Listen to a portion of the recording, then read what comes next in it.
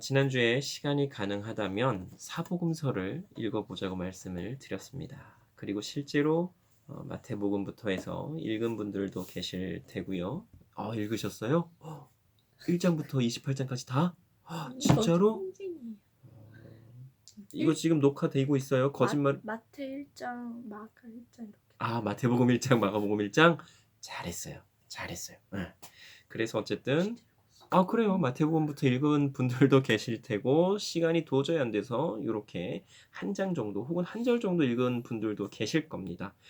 그걸 가지고 뭐라고 하자고 하는 것이 아니니까 오해하지 마시고요. 그래서 그런 이유로 오늘 그리고 뭐 오늘부터라고 해야 될까요? 얼마나 시간이 걸릴지는 모르겠지만 우리가 이 사복음서에 대해서 한번 오늘은 특별히 마태복음 또 다음 주에는 어떻게 될지 모르겠어요. 마태복음을 계속 더 구체적으로 할지 아니면 마가복음이나 다른 복음서로 나갈지는 모르겠지만 오늘 이 시간에는 어쨌든 마태복음을 통해서 예수님께서 이 땅에 오셔서 어떤 일들을 하셨고 또 어떤 말씀들을 하셨는지에 대해서 한번 살펴보고자 합니다. 오늘은 이제 약간 좀 굵직굵직하게 크게 이렇게 살펴보고 다음 주부터 조금 더 뭐 구체적으로 아니면 오늘 다 못 다룬 이렇게 굵직굵직한 예수님의 생애에 대해서 이렇게 좀 말씀을 더 드려보겠습니다. 어쨌든 지난주에 마태복음을 처음 읽기 시작한 분들은 조금은 의아할 수도 있습니다. 왜요? 뭐부터 시작해요? 아브라함과 다윗의 자손 예수 그리스도의 계보라 하면서 예수님의 족보, 계보는 족보입니다. 이 계보에 대한 이야기가 나옵니다. 아브라함이 누구를 낳고 누가 누구를 낳고 누가 누구를 낳고 그렇죠? 그런데 이 마태복음 1장 1절에서 말씀하고 있는 아브라함과 다윗의 자손 예수 그리스도의 계보라라고 하는 이 말씀이 굉장히 중요하다라고 하는 것을 우리가 좀 잘 알아야겠습니다. 중요하니까 1장 1절에 나오지 않겠어요? 여기서 잠깐 퀴즈. 창세기 1장 1절 어떻게 시작되나요? 태초에 하나님이 천지를 창조하시니라. 그래서 태하천창이라고 좀 줄여서 이렇게 외우면 쉽다고 했어요. 태초에 하나님이 천지를 창조하시니라. 왜 창세기 1장 1절에 그 말씀이 먼저 시작이 될까요? 매우 중요하니까. 마태복음 1장 1절에 아브라함과 다윗의 자손 예수 그리스도의 계보라 하면서 이 계보가 쭉 나오는 이유도 이것이 굉장히 중요하기 때문에 라고 할 수가 있습니다. 사실 이 예수님께서 이 땅에 어떻게 오실 것이라고 하는 것에 대해서는 이미 구약의 말씀에 나와 있습니다. 그리고 그 말씀대로 예수님께서는 이 땅에 오신 것입니다. 그것을 나타내는 게 바로 예수님의 계보, 족보라고 하는 것입니다. 자, 오늘 말씀 제목이 뭐라고요? 신약, 옛 언약인 구약의 성취라고 말씀을 드렸어요. 하나님께서 구약 성경을 통해서 이 구약에 나오는 선지자들을 통해서 이제 말씀하신 것 중에 신약 성경에서 이루어지지 않은 것이 없습니다. 구약 성경에 이 선지자들을 통해서 말씀하신 예수님의 그 언약과도 같은 그 예언이 신약 성경에 와서 이루어지지 않은 게 하나도 없다라고 하는 거예요. 예언이라고 하는 것 뭐라고 말씀을 드렸습니까? 기억을 하십니까? 하나님께서 이러이러한 말씀을 주셨고 그 말씀을 받은 사람이 전한 것. 그것이 바로 예언입니다. 앞으로 어떤 일이 일어날 거야 하고 예고하듯이 예언을 하는 그거 말고 한자로도 달라요. 어쨌든 보통은 하나님께서 선지자들을 통해서 그렇죠? 하나님의 말씀을 주셨고 그 선지자들은 하나님의 말씀을 받은 대로 전했습니다. 그것이 예언이에요. 그래서 예수님께서 또 어떻게 태어나실 거라고 하나님께서 선지자를 통해서 말씀하신 것이 이 신약 시대에 와서 바로 다 이루어졌다라고 하는 것입니다. 그래서 이 계보가 별거 아닌 것 같지만 사실은 중요한 거예요. 자, 다시 이제 마태복음으로 돌아와서 보면 1장 2절부터 이제 시작되는데 그 계보가 그런데 이 계보를 잘 살펴보면 남자들의 이름으로 누가 누구를 낳고 보면 아브라함이 이삭을 낳고 이삭은 야곱을 낳고 야곱은 유다와 그의 형제들을 낳고 이렇게 해서 계속 남자들을 통해서 남자가 누구를 낳고 남자가 누구를 낳고 이렇게 나옵니다. 그런데 참 재밌지 않습니까? 보통은 아이를 누가 낳아요? 여자가 낳잖아요. 그러면 여자가 이렇게 누구를 낳았다라고 나와야 되는데 그렇지 않고 남자가 낳고 이렇게 됩니다. 뭐 제가 알기로는 보통 그 족보, 계보에는 남자들의 이름만을 기록하는 것으로 알고 있습니다. 그래서 뭐 꼭 그래서만은 아니겠지만 보통 누구의 후손이다라고 이야기할 때 아버지의 혈통을 따라서 이야기하지 어머니의 혈통을 통해서 이야기를 잘 하지 않는 것을 우리가 볼 수가 있어요. 특별한 어떤 특별한 경우를 제외하고는 보통은 누구의 아들입니다 할 때, 저는 누구의 아들, 뭐 누구의 이렇게 통해서 뭐 이렇습니다 하고 혈통을 아버지 쪽을 보통 이야기하는 것을 우리가 알 수가 있습니다. 그런데 이 마태복음에 나오는 예수님의 계보에서 눈여겨볼 부분이 있어요. 보통은 계보가 남자들을 통해서 이루어지는데 5명의 여자의 이름이 나옵니다. 엄청난 거예요. 우리나라도 그렇지만 이 이스라엘, 당시 이스라엘은 정말 그 남자들 중심 상황이었어요. 그래서 모든 사고가 다 남자들 중심이었단 말이죠. 그런데 5명의 이 여자의 이름이 기록되었다라고 하는 것, 그렇기 때문에 우리가 더 눈여겨봐야 되고 꼭 이 5명의 여자들이 도대체 어떤 여인들이기에 예수님의 계보에 그 어렵다는 족보의 이름을 올렸을까 하는 것을 우리가 좀 찾아봐야 되겠죠. 그래서 이번 주에는 이 사복음서를 읽는 것뿐만이 아니라 예수님의 계보에 나오는 이 여성들의 이야기를 성경을 통해서 우리가 좀 찾아봐야 할 것입니다. 기록을 하셔도 좋고요. 기억을 하셔도 좋습니다. 다말이라고 하는 여인은 창세기 38장에 나옵니다. 잠깐 힌트를 드리면 유다라고 하는 사람의 며느리예요. 시아버지와 며느리를 통해서 베레스와 세라가 태어납니다. 어떻게 이런 일이 일어날 수 있는가? 지금 생각해보면 어때요? 말도 안 되는 일이죠. 그런데 이스라엘에는 그러한 법이 있었습니다. 수혼법이라고 해서 아무튼 있는데 창세기 38장을 읽어보세요. 그래서 거기에는 뭐 수혼법에 대한 이야기가 자세히는 안 나오지만 시아버지인 유다와 며느리인 다말을 통해서 예수님의 그 계보가 쭉 이어지는 것을 우리가 상식적으로는 이해가 안 되는 부분이지만 어쨌든 창세기 38장을 읽어보면 다말에 대한 이야기가 나온다고 하는 것을 우리가 알 수 있고 라합은 여호수아 2장 그리고 룻은 너무나도 잘 알죠. 룻기를 읽어보면 돼요. 그 다음에 밧세바는 다윗의 장수 군대의 그 장수였던 우리아의 아내입니다.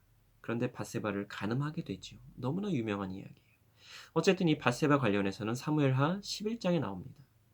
그리고 마리아, 예수님의 어머니 마리아의 이야기는 마태복음 1장과 2장, 또 누가복음 1장과 2장에 나와 있습니다. 그래서 우리가 이 5명의 여인에 관련된 이야기는 성경 말씀을 통해서 확인을 꼭 해보시면 되겠습니다. 자, 어쨌든 그렇게 해서 계보가 이렇게 나오고 그 이후에는 예수님의 탄생과 관련된 이야기가 말씀에 나오게 됩니다. 그리고 예수님께서 탄생하셨을 때 두 부류의 사람들이 예수님께 경배한 것에 대해서 성경에 나와 있습니다. 성경은 이야기를 하고 있죠.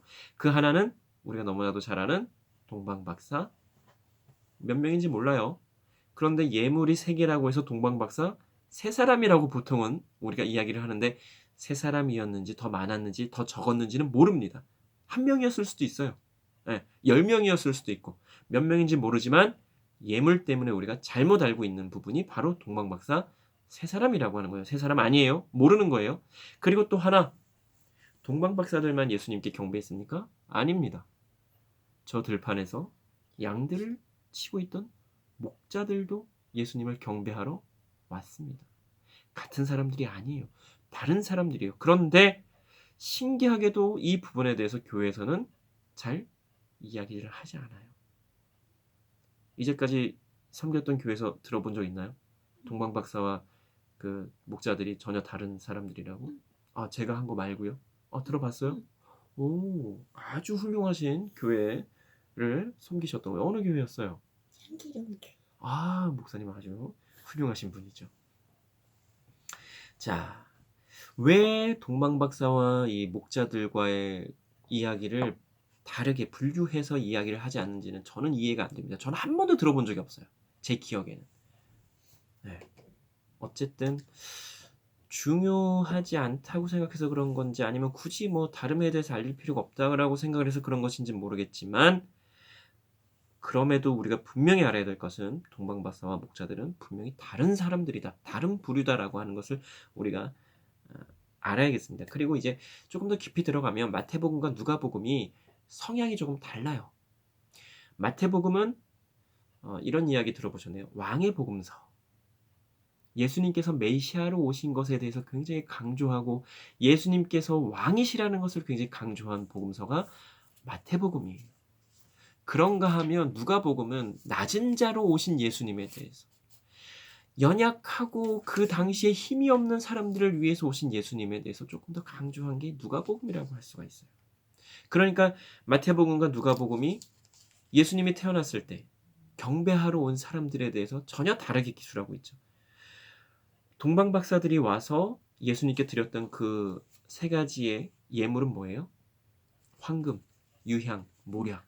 이러한 것들은 다 왕에게만 드리는 굉장히 값이 비싸고 굉장히 귀한 예물이었단 말이에요. 그러나 목자들은 어때요? 당시에 이 목자들은 굉장히 천대받는 직업을 가진 사람들이었어요. 그런데 그런 사람들을 그 별이 인도해가지고 어쨌든 천사들과 함께해서 예수님을 경배했다라고 하는 건 그 보는 관점이 이 두 복음서의 성향이 완전히 다르다고 하는 것을 우리가 알 수가 있다라고 하는 겁니다. 그리고 말씀 자체를 읽어보면 마태복음과 누가복음은 달라요. 그게 그래서 읽어보시라는 거예요. 그래야 여러 관점에서 여러 각도에서 본 예수님에 대한 이야기를 우리가 다 듣고 보고 그리고 우리가 여러 입체적으로 조금 더 예수님에 대해서 볼 수가 있고 알 수가 있다라고 하는 거예요. 그렇지 않고 마태복음만 읽으면 우리가 또 예수님에 대해서 조금 어떻게 해야 돼요? 단편적으로 오해할 수 있는 부분들이 있어요. 그런데 누가복음 읽어보면 전혀 다른 관점에서 예수님을 바라보고 있기 때문에 아 그렇구나 이렇게 좀 다르구나 하는 것을 우리가 알 수 있다라고 하는 것입니다. 어쨌든 동방박사 이야기는 마태복음 2장에 또 이 목자들의 이야기는 누가복음 2장에 나와 있으니까 이번 주에 또 시간 되실 때 좀 읽어보시기 바랍니다. 그리고 예수님 탄생 후에 2살 아래, 2살 이하의 아기들은 다 죽게 되는 사건이 일어나요. 그렇죠? 이 부분에 대해서 조금 의아할 수 있어요. 왜 이런 일이 일어나야 했나? 하나님께서는 뭐 하셨나? 왜 하나님께서 막지 않으셨나? 그런 일이 일어나지 않도록 하실 수 있는 충분히 하나님의 능력이 되시는 분인데 왜 안 그러셨나? 그런데 이 부분에 대해서는 하나님께서 그런 것이 아니라고 하는 것을 우리가 분명히 알아야 되겠습니다. 그리고 이 부분에 대해서는 이미 하나님께서는 아시고서 구약 성경에 말씀을 하셨다라고 하는 거예요. 안타까운 일이지만 하나님께서 구약 성경에서 말씀하신 그 말씀 또한 이 신약 시대에 성취가 되었음을 우리가 알 수가 있습니다. 마음이 너무나 아프지요. 죄 없는 그 갓난아기들이 다 죽었단 말이에요. 그런데 하나님께서는 이미 이러한 일들이 일어나실 것을 아시고 이미 말씀을 하셨고 이 하나님께서 말씀하신 그 말씀들이 신약 시대에 와서 성취되었다라고 하는 것을 우리가 말씀을 통해서 또한 알 수 있다라고 하는 것입니다. 물론 하나님께서 막으려고 하셨다면 다 얼마든지 막으실 수 있었을 거예요. 그런데 그렇게 생각하다 보면 그렇다면 예수님께서는 굳이 이 땅에 왜 오셔야만 했을까라는 우리가 의문도 들 수가 있는 거예요. 그렇죠. 하나님께서 모든 걸 다 하실 수 있는 분이에요. 그러면 예수님께서 굳이 이 땅에 오셔서 십자가에 못 박혀 죽지 않으셔도 우리를 구원하실 수 있고 우리의 모든 죄를 다 용서하실 수 있는 분이 하나님이시란 말이에요. 그럼에도 굳이 하나님께서는 예수님을 이 땅에 보내주셨어요. 우리가 그 뜻과 하나님의 뜻과 하나님의 계획을 우리는 다 알지 못해요. 그렇기 때문에 우리가 알 수 없고 이해가 안 된다고 해서 왜 이렇게 하셨나라고만 생각해서는 안 된다라고 하는 거예요. 솔직히는 하나님의 뜻 중에서 하나님의 계획하심 중에서 우리 인간들이 이해할 수 있는 것은 거의 없다고 보면 됩니다. 이것은 그냥 덮어놓고 그냥 그러니까 그렇게 알아, 그렇게 믿어라고 하는 게 아니라 하나님의 말씀을 읽어보면 충분히 다 알 수 있는 부분이에요. 우리 인간의 이해나 지식이나 지혜로는 하나님의 뜻하심과 계획하심에 대해서 도저히 다 알 수 없다고 하는 건 말입니다. 그래서 어떻게 해야 된다고요? 우리는 뭘 해야 돼요? 영적으로 민감하게 깨어서 하나님과 긴밀히 교제를 나눠야 된다라고 하는 거예요. 하나님의 말씀을 통해서. 그래서 말씀을 읽어야 된다라고 하는 거예요. 그리고 말씀을 읽고 하나님과 계속해서 깊은 교제 나누고 하나님께 묻고 답을 얻고 이 작업을 우리는 계속 해야 된다라고 하는 거예요. 계속해서 말씀을 살펴보면 제자들을 부르실 때 또 그 부르시는 모습이 다 다름을 알 수가 있습니다. 그런데 제자들의 반응은 거의 다 같아요. 예수님의 제자들 직업이 대부분 뭐였어요? 어부. 그런데 꼭 어부만 있었던 건 아니에요. 자, 이 어부들 중에 어떤 사람들을 예수님께서 부르실 때 이제 이 어부니까 당연히 물고기를 잡는 일을 했겠죠. 이 물고기를 잡는 중에 예수님께서 나를 따라오라라고 말씀하시자 이 사람들이 어떻게 해요? 그냥 그 고기를 잡고 있던 막 이렇게 잡고 있던 그 그물을 그냥 버려놓고 예수님을 따랐다고 해요. 또 어떤 사람들은요 아버지하고 함께 어부로 이제 그 살고 있었는데 같이 일을 하고 있었어요 아버지하고 두 아들이. 그런데 예수님께서 부르시니까 바로 배와 그 아버지를 버리고 말씀에 그렇게 나와요. 버려두고 예수님을 따랐다라고 말씀에 나옵니다. 아버지 안녕히 계세요. 뭐 인사도 안 해. 그냥 했는지 안 했는지 모르겠어요. 근데 어쨌든 예수님께서 그들에게 나를 따르라 그러니까 알겠습니다 하고는 그냥 아버지도 뒤로 하고 배도 뒤로 하고 그 그물도 뒤로 하고 그냥 예수님을 따랐다라고 하는 거예요. 또 어떤 사람은 세리로 세관에 앉아 있었는데 예수님께서 나를 따르라 하시니 바로 일어나서 예수님을 따랐다라고 말씀에 나옵니다. 세리가 당시에 뭐예요? 세금 받는 사람이었어요. 유대인으로서. 어쨌든 그런데 그러면 뭐 관가라고 해야 될까요? 가서 저 이제 사표를 내든지 그죠? 아니면 뭐 후임을 이렇게 뭐 부르십시오. 뭐 얘기를 하든지 해야 되는데 그러지 않고 어쨌든 공무원이었는데 당시에 그냥 바로 예수님을 따랐다라고 하는 거예요. 이것이 중요하다라고 하겠습니다. 예수님께서 나를 따르라 하시니 바로 따랐다라고 하는 것. 이것저것 따지거나 계산하지 않았어요. 예수님께 잠시만요. 이것만 좀 하고요. 혹은 이것만 좀 해결하고요. 이것만 좀 정리하고요. 라고 한 게 아니라 그 즉시로 자신들이 가지고 있던 모든 것을 다 버리고 다 뒤로 하고 심지어는 아버지까지 바로 예수님을 따랐다라고 하는 거죠. 우리는 어때요? 만약에 하나님께서 어떤 마음을 주셨어요. 아 이렇게 해야겠다라는 마음을 주셨단 말이에요. 그때 바로 따르지 않으면 시간이 조금 흐른 후에는 어떤 마음 들어요? 에이 뭘 해. 다음에 하지 뭐. 아 이번에는 기회가 좀 안 되겠는데. 아니면 아 이것저것 좀 재고 뭐 계산하다 보니까 아 이거 해서는 안 되겠는데.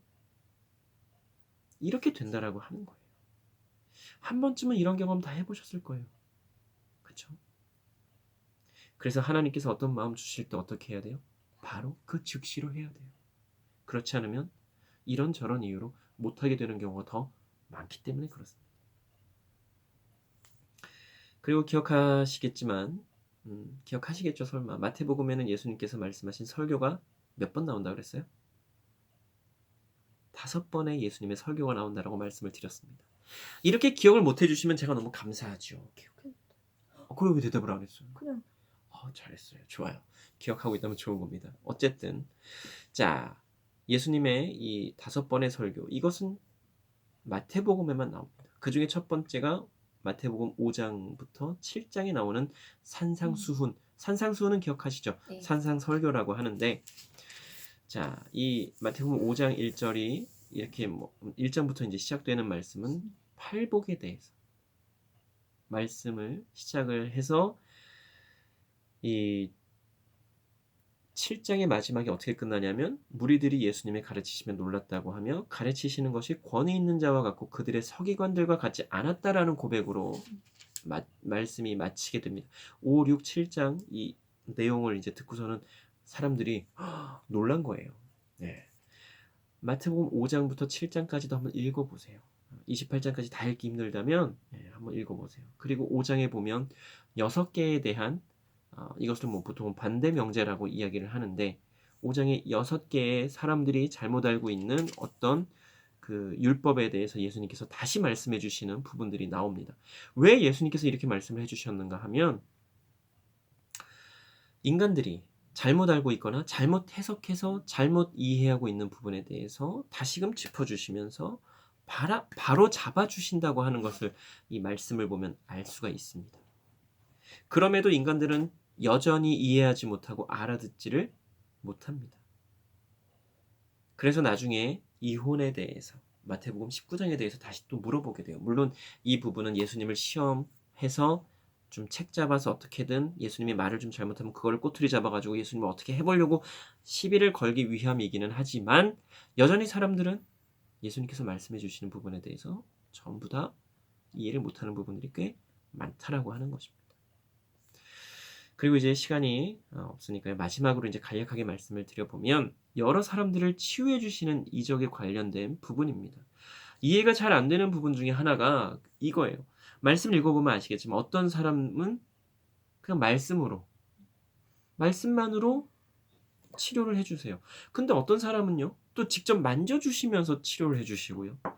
또 어떤 사람들은 뭐 진흙을 막 이겨서, 그것도 그냥 진흙이 아니라 예수님께서 땅에 침을 뱉어가지고 그걸로 진흙을 이겨서 눈에 발라가지고 뭐, 그렇죠, 좀 지저분하죠. 근데 어쨌든 무언가를 그렇게 사용해서, 또 어떤 사람은 지난주에도 잠깐 말씀드렸지만 안 고쳐주시려고 하시다가 그 사람의 그 고백을 통해서 고쳐주시는 것을 우리가 또 말씀을 통해서 볼 수가 있어요.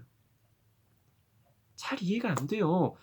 예수님 능력 분명히 있으신 분인데 그냥 말씀만으로 세상의 모든 사람들을, 이제부터 모든 아픈 사람들, 어떤 그 치유 집회왕 그래요. 자신의 아픈 부분에 손을 얹으십시오. 그러면서 그분이 선포해요. 자, 뭐 어쩌고 저쩌고 해서 다 치료될지어다. 다 나았습니다.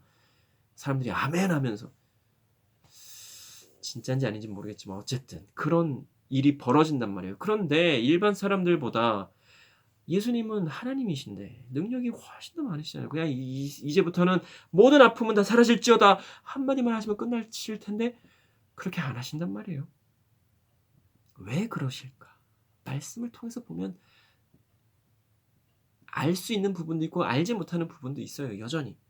어쨌든 참 이해가 안 되는 부분이 이 부분, 그 이해가 안 되는 부분 중에 하나가 바로 이 부분이기도 합니다. 그리고 이 몸에 병이 든 사람뿐만이 아니라 귀신 들린 사람들도 치료해 주시는, 회복시켜 주시는 그 내용이 말씀에 나와요. 대표적인 게 가다라 지방에 귀신 들린 사람들이에요. 마태복음은 가다라 지방이라고 하고 마가복음과 누가복음에서는 거라사 지방이라고 하는데 같은 곳입니다. 어쨌든 그런데 참 재미있는 것은 예전에는요, 지금도 그러는 경우가 있다고 하는데 이 병든 것과 귀신 들린 것을 구분하지 않고 무조건 귀신 들린 거라고 했던 때가 있었어요. 특별히 정신병과 관련된 부분에 있어서. 또 어떤 사람이 병이 들었다라면 너 이거 너의 죄 때문에 혹은 너의 조상의 죄 때문이라고 막 그런 잘못된 경우도 있고.